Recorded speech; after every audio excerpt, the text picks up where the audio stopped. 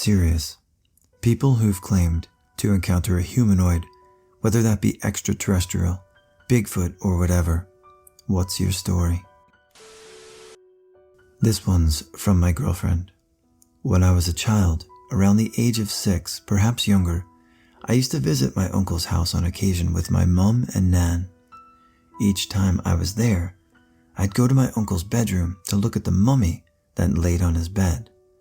That's what I thought I was seeing, an adult woman that seemed to look like they were wrapped up in bandages or some material. My uncle was the kind that would tease you or wind you up, so I never believed it was real, just something he'd rigged to scare me. Each time I went to his house, I would drag my mum or my Nan into that room to show them, and frustratingly, each and every time, they would claim not to be able to see a very obvious mummy laid out on the bed. It got to the point one day, after dragging my mum and Nan to my uncle's room, and them not believing me, that after they left, I stayed to watch the mummy lay in the bed. I stayed in the doorway, the furthest I would ever go, with the side of the bed facing me, and glared as angrily as a little girl could at the woman in the bed. Then it sat up and turned to face me. I froze.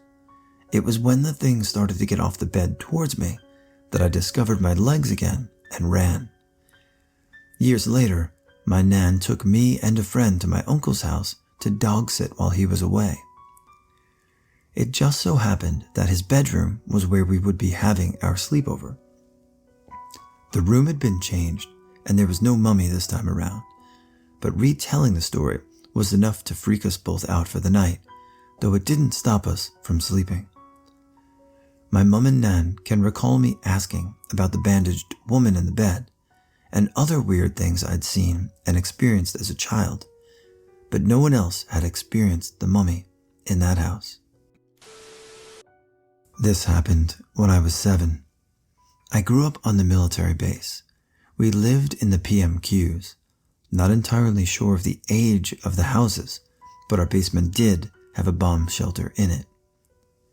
So I had just broken my leg, and my dad moved my bed to the living room and set up my computer so I could play Buzz Aldrin's Race to Space whenever I wanted to.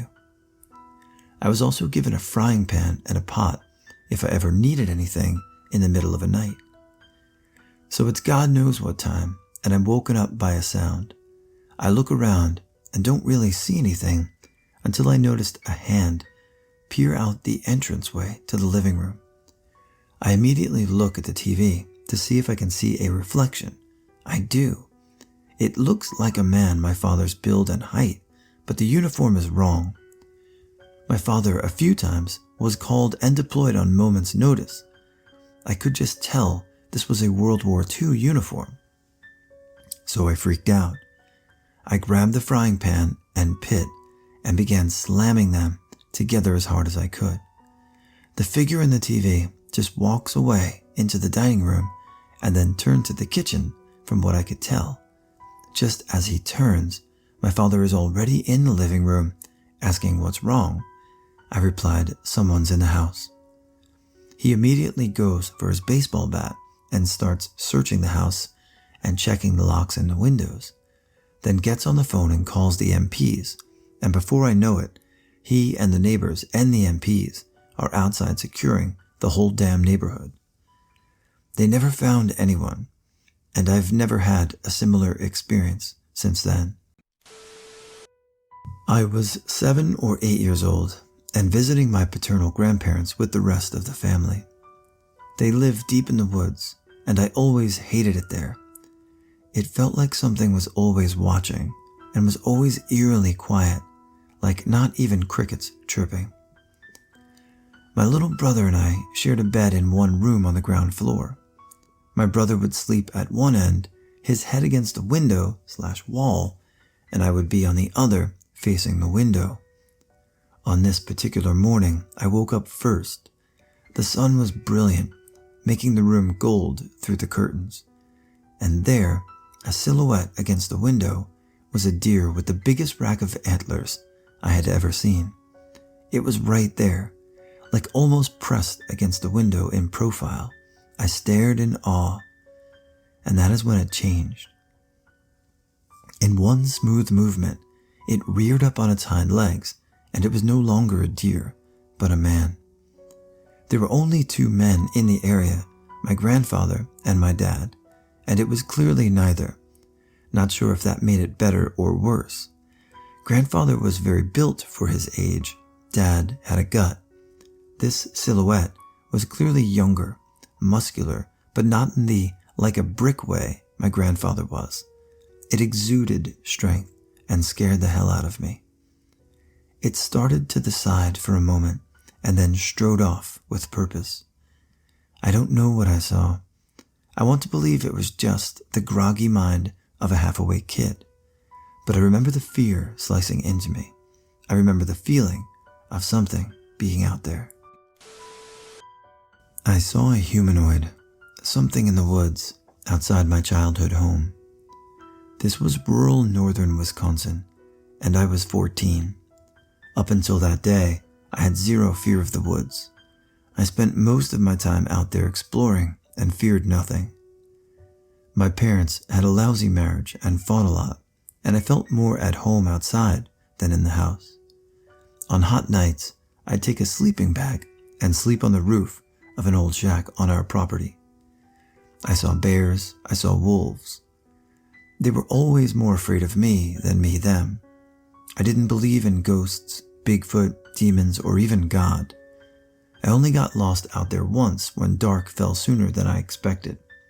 I stayed calm, found the North Star, and knew that if I continued south, I'd eventually come across the old railroad tracks near my house. Even the thought of spending the night out there didn't bother me. The thought of my mom's rage when I didn't come home did. So it was summer. I had just turned 14. My mom had left my father. Father worked all the time. Sister was living on her own. Once school was out, it was me and my cat, and this is before the internet or smartphones. We lived on a dead-end dirt road, and around noon, I took my usual stroll down the long driveway to check the mail. My cat followed me everywhere, and I actually kind of relied on him to give me a heads up if there was a bear or something close by. A bit of movement behind me as I stood at the mailbox made me aware there was something across the road in the trees, but there were pesky deer everywhere. I heard a loud crash, then like something very loudly making its way through the brush. It's like every goddamned classic horror story. My brain had no capability for the thought of anything paranormal or spooky. I simply tucked the mail under my arm and headed into the woods to investigate. My cat followed close behind. I got about 10 yards in when I noticed what I hadn't noticed before. There was no noise, nothing. It was a beautiful June day, and there wasn't a single bird singing, no insects, no leaves rustling. It was absolutely silent. At the same time I registered the silence, I got that eerie feeling that something was watching me. I stopped immediately and started scanning the woods for deer. Hunters know what I'm talking about when I say you look for the shape of a deer instead of trying to pinpoint them by color. That's when I spotted it. 2 brown, furry legs, the top of it concealed by tree branches. I went to sigh with relief when my cat hissed. I looked down, and he was completely poofed out with his back arched, looking at the same thing I was. I looked back up and the legs moved, not like a deer, like a human. Everything happened at once after that. I dropped the mail, picked up my cat by the scruff, and ran for it. Whatever was out there with me was running after me. I have never run so fast in my life.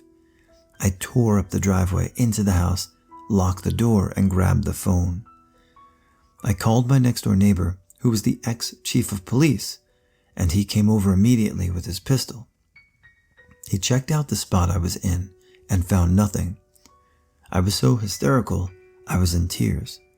He stayed with me until I was able to reach my mom and have her come get me. Of course, they thought I was completely high or delusional.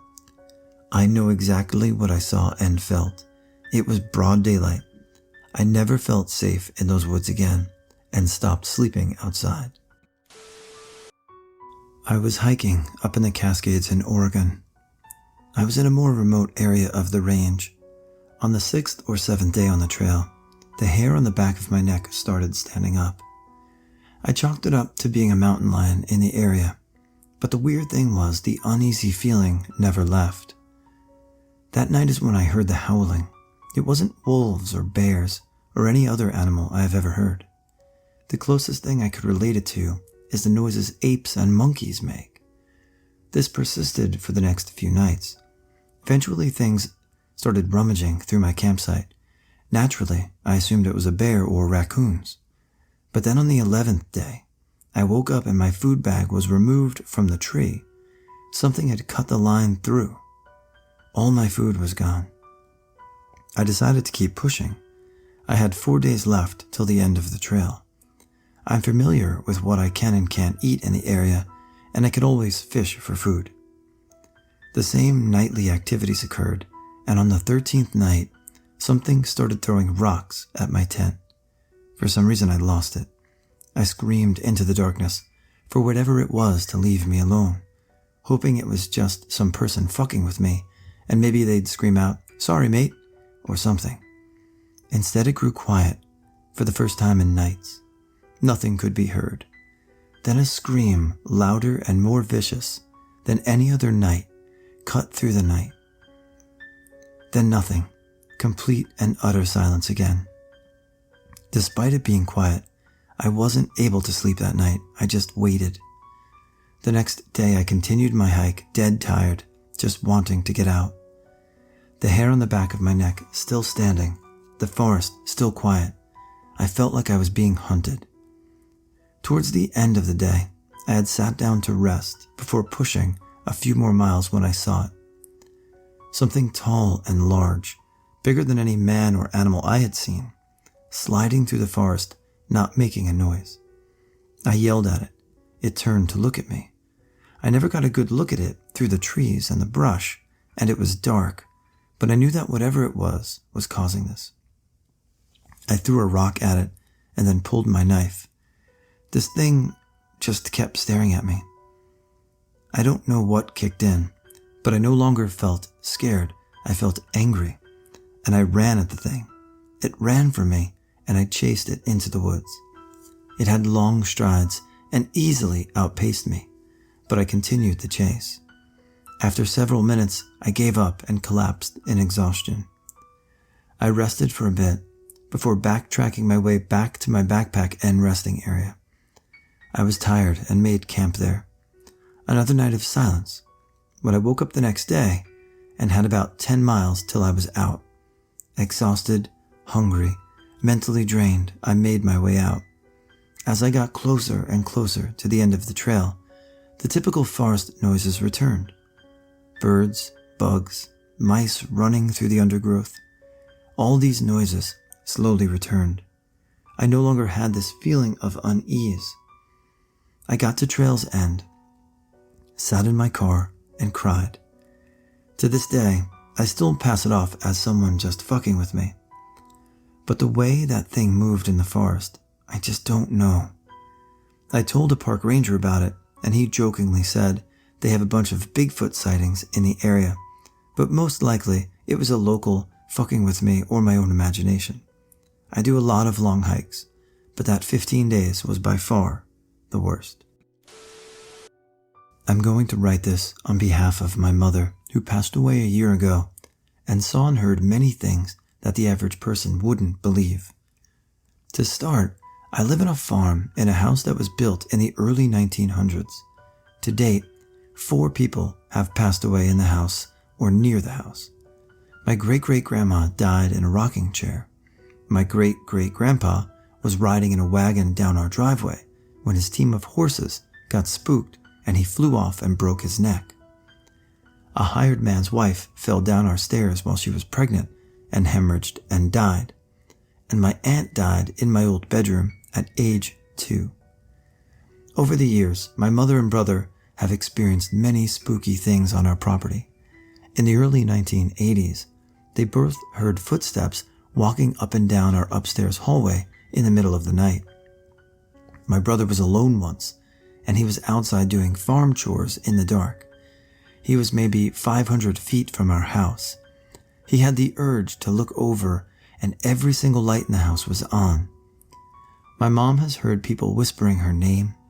She's heard creaking noises in the house, and sounds as if something had fallen, big crashes, etc. My father has been oblivious to everything, and has never heard any of it. In 2004, my mom went outside to fill our wood stove at about 10 p.m. On her way back to the house, she got the feeling that she was being watched.